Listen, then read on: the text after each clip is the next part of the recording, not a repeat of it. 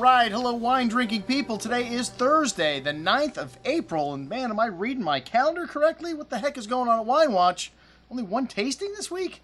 Well, every once in a while we need a little break, and that car crashing into the side of the store, we can't do events here. So, well, we got a few weeks left.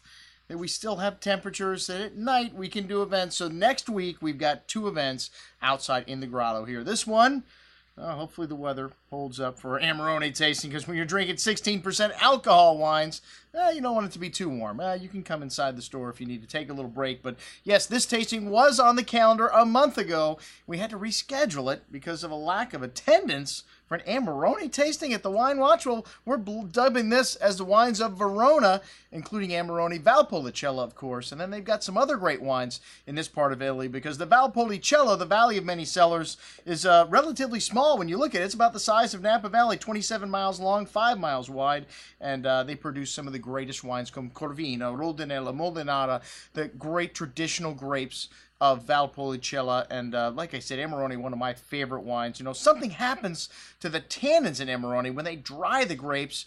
They become oxidized and polymerized, and the wines are drinkable upon release. You can keep Amarone, though, the better ones, for 10 or 20 years. Or even more. We're going to be drinking some great old examples from 2 of the greatest producers, Dal Forno and Quintarelli, on May 1st here. So check that out. That's coming up.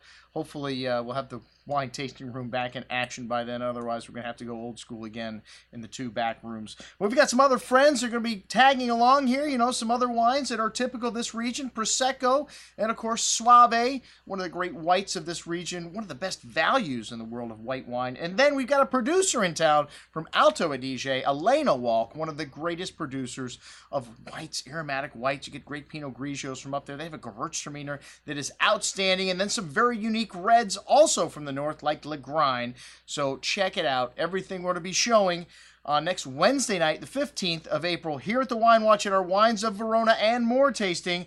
I'm your host, Andrew Lampasone, signing off for the Wine Watch, saying, remember, always drink the good stuff first.